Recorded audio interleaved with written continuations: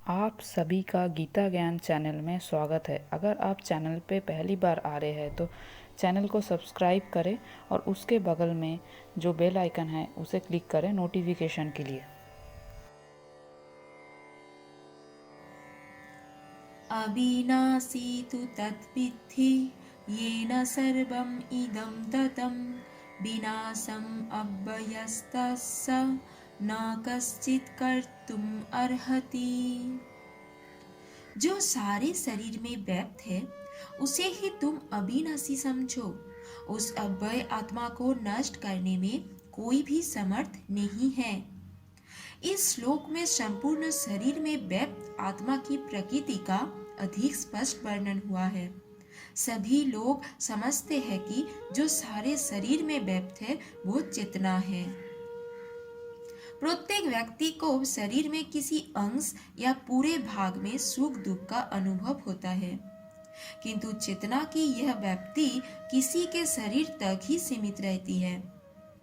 एक शरीर के सुख तथा दुख का बोध दूसरे शरीर को नहीं हो पाता। फलतः प्रत्येक शरीर में व्यष्टि आत्मा है और इस आत्मा की उपस्थिति का लक्षण व्यष्टि चेतना द्वारा परिलक्षित होता है। इस आत्मा को बाल के अग्रभाग के 10,000वें भाग के तुल्य बताया जाता है। श्वेताशतर उपनिषद में इसकी पुष्टि हुई है कि यदि बाल के अग्रभाग को 100 भागों में विभाजित किया जाए और फिर इनमें से प्रत्येक भाग को 100 भागों में विभाजित किया जाए तो इस तरह के प्रत्येक भाग की माप आत्मा का परिमाप है। इसी प्रकार यही कथन निम्नलिखित श्लोक में मिलता है कि कृशाग्रसत भागस्य शतांशः सादृशात्मकः जीवः सूक्ष्मस्य रूपयं संख्यातीतो हि चित्कर्णः।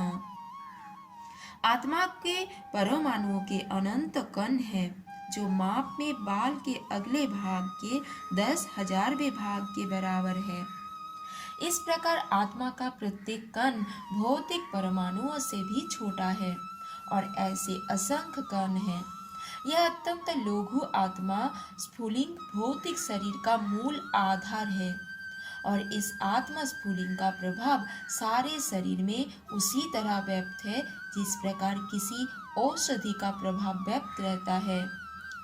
आत्मा की यह धारा सारे शरीर में चेतना के रूप में अनुभव की जाती है और यही आत्मा के अस्तित्व का प्रमाण है। सामान्य से सामान्य व्यक्ति भी समझ सकता है कि यह भौतिक शरीर चेतना रहित होने पर मृतक हो जाता है और शरीर में इस चेतना की किसी भी भौतिक उपचार से वापस नहीं ला जा सकता। अतः यह चेतना भौतिक संयोग के फल स्वरूप नहीं है अपितु आत्मा के कारण है। मुंडक उपनिषद में सूक्ष्म आत्मा की और अधिक विवेचना हुई है। आत्मा आकार में अनुतुल्य है जिसे पूर्ण बुद्धि के द्वारा जाना जा सकता है। यह अणु आत्मा 5 प्रकार के प्राणों में तैर रहा है: प्राण, अपान, व्यन, समान तथा उदान। यह हृदय के भीतर स्थित है और देहधारी जीव के पूरे शरीर में अपने प्रभाव का विस्तार करता है। जब आत्मा को 5 वायुओं के कलमश से शुद्ध कर लिया जाता है तो इसका आध्यात्मिक प्रभाव प्रकट हो जाता है। हठ योग का प्रयोजन विविध आसनों द्वारा उन 5 प्रकार के प्राणों को नियंत्रित करना है जो आत्मा को घिरे हुए हैं। यह योग किसी भौतिक लाभ के लिए नहीं अपितु भौतिक आकाश के बंधन से अणु आत्मा की मुक्ति के लिए किया जाता है। इस प्रकार अणु आत्मा को सारे वैदिक साहित्य ने स्वीकार है और प्रत्येक बुद्धिमान व्यक्ति अपने व्यवहारिक अनुभव से इसका प्रत्यक्ष अनुभव भी करता है। केवल मूर्ख व्यक्ति ही इस अणु आत्मा को सर्वव्यापी विष्णु तत्व के रूप में सोच सकता है।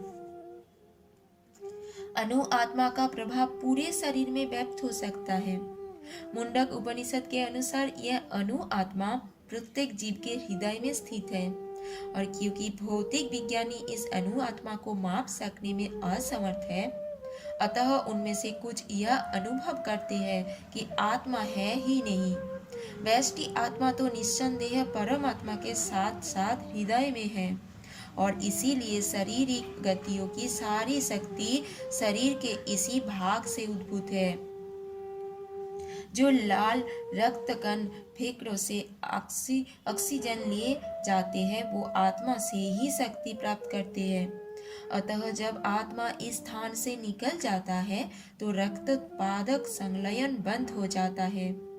औषधि विज्ञान लाल रक्त कणों की महत्व को तो स्वीकार करता है, किंतु वह यह निश्चित नहीं कर पाता कि शक्ति का स्रोत आत्मा है। जो भी हो, औषधि विज्ञान यह स्वीकार करता है कि शरीर की सारी शक्ति का उद्गम स्थल हृदय है। पूर्ण आत्मा के ऐसे अणु कणों की तुलना सूर्य प्रकाश के कणों से की जाती है। इस सूर्य प्रकाश में असंख्य तेजोमय अणु होते हैं। इसी प्रकार परमेश्वर के अंश उनकी किरणों के परमाणु स्फुलिंग है और प्रभा या पराशक्ति कहलाते हैं। अतः चाहे कोई वैदिक ज्ञान का अनुगामी हो या आधुनिक विज्ञान का, वो शरीर में आत्मा के अस्तित्व को नकार नहीं सकता। भगवान ने स्वयं भगवत गीता में आत्मा के इस विज्ञान का विशद वर्णन किया है।